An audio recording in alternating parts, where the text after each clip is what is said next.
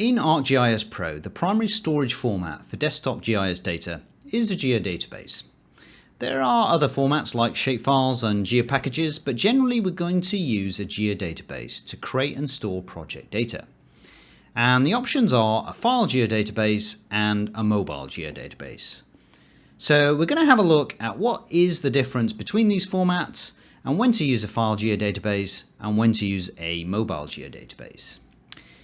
So there are a few options to create geodatabases. We can either use the insert ribbon and the connection tool, or we use a geoprocessing tool.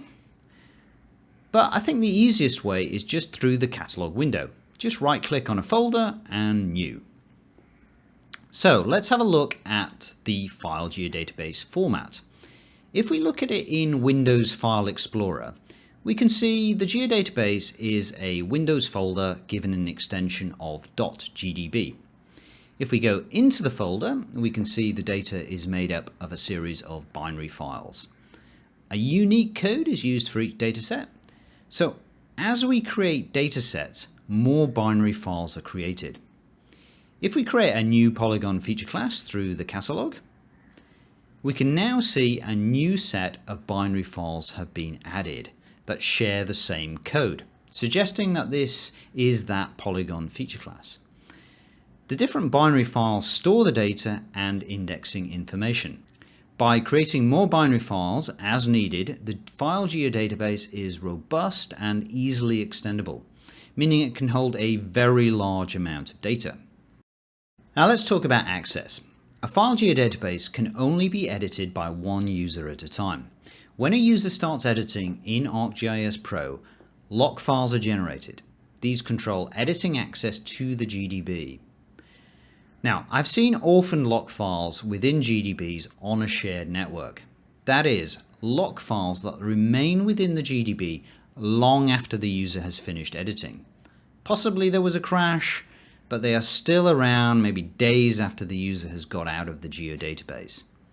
If you are experiencing write access issues, check for lock files.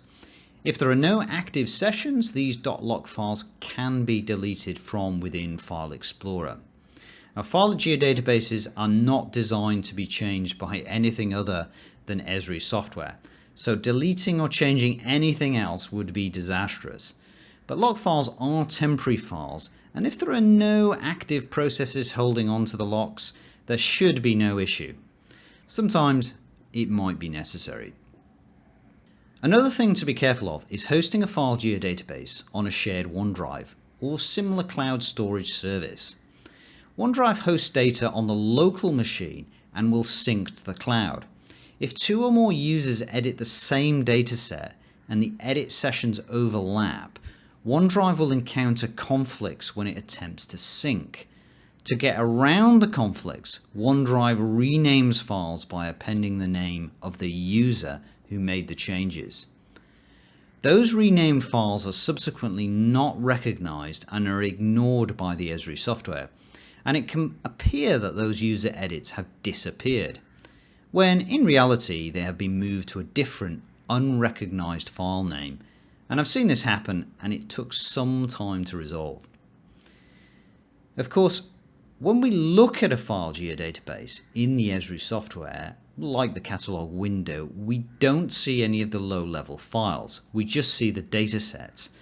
And file geodatabases are reliable, flexible, and a very good way to store your GIS data. So let's have a look at the mobile geodatabase.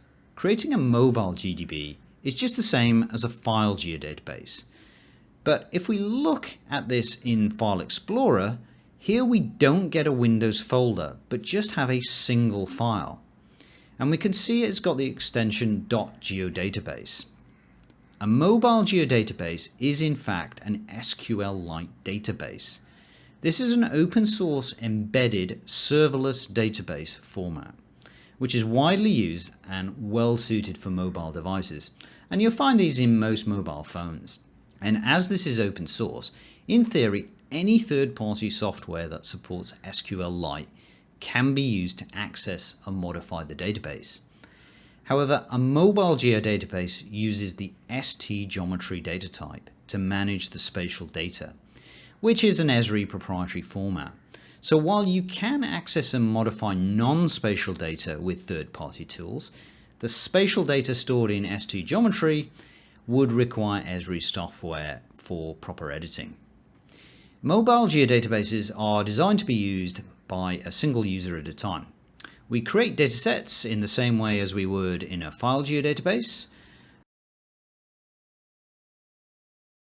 A slight difference is we get this main keyword before the dataset, but we can move features between mobile and file GDBs, and a mobile GDB can be converted to a file GDB. So when should you use a file geodatabase and when to use a mobile geodatabase? Well, file geodatabases are more robust and have more functionality. As of the time of creating this video, mobile geodatabases only support vector data. You can't import raster data or use advanced geospatial features like topologies or geometric networks. Esri appear to have created the mobile geodatabase for use in mobile devices, to have a lightweight, portable database that can be used offline for things like field data collection and mobile mapping. However, what most users seem to like about mobile geodatabases is how easy they are to share. It's a single file, no need to zip it up like you do with a file geodatabase, and if it's not too large, it can be emailed to someone else and is less likely to get caught up in virus checkers. So there you have it. A mobile geodatabase is another option for storing feature classes and tables. In certain circumstances, this could be useful. Hope that's helpful. Subscribe for more GIS content coming soon.